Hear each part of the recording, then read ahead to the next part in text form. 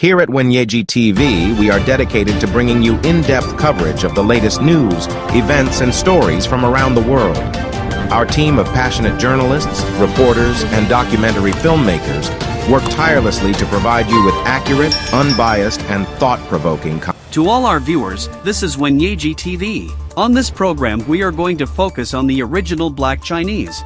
Many people across the globe know about China and his people. Definitely few people know that there are original black people in China. The Chinese also never admit publicly the existence of original black people among them. The history of the Chinese original blacks is a controversial and debated topic that involves the origins and identities of some of the ethnic minorities in China, especially those who have darker skin and African features.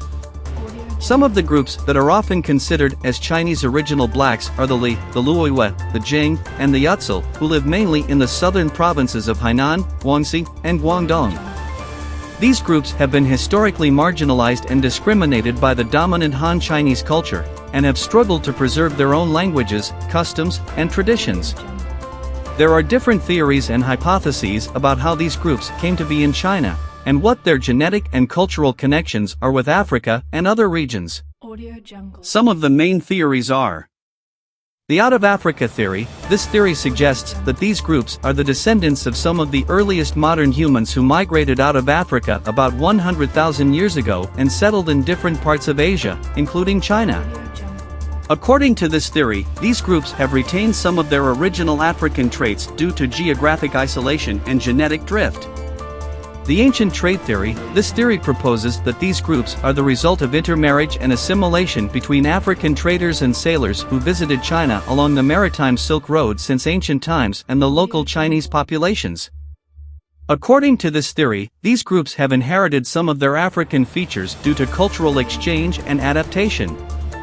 The recent migration theory. This theory argues that these groups are the offspring of African slaves and soldiers who were brought to China by Arab and European colonial powers from the 15th to the 19th centuries and who mixed with the native Chinese people.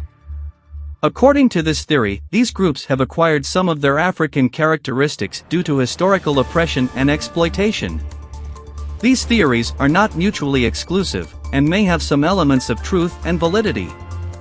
However, they are also based on limited evidence and biased assumptions, and may not reflect the full complexity and diversity of these groups' histories and identities. More research and dialogue are needed to better understand and appreciate these groups' contributions and challenges in China's society. The question of whether there are original black people among the Chinese is not a simple one to answer, as it depends on how one defines and identifies blackness and Chineseness. There is no official or consensus definition of these terms, and different groups and individuals may have different views and experiences on this issue. However, based on some sources, it seems that the Chinese government and society do not fully admit or recognize that there are original black people among them. According to a report by the minority rights group International, the Chinese government does not include any of the groups that are considered as Chinese original blacks in its official list of 56 ethnic minorities in China. Instead, these groups are classified under other categories such as Li, Yao, Chuang, Hui, etc., which may not reflect their true origins and identities. The report also states that these groups face discrimination and marginalization in China, as they are often stereotyped as backward, primitive, or inferior by the dominant Han Chinese culture. According to an article by the BBC, the Chinese society also has a negative attitude and prejudice towards black people in general, which affects the perception and treatment of the Chinese original blacks as well.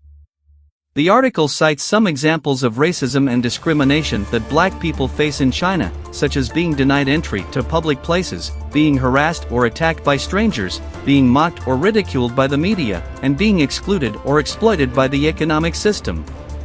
The article also mentions some of the challenges and struggles that the Chinese original blacks face in asserting their identity and dignity in China, such as having limited access to education, healthcare, and employment opportunities, having difficulty in obtaining citizenship or legal status, and having to deal with cultural assimilation and loss.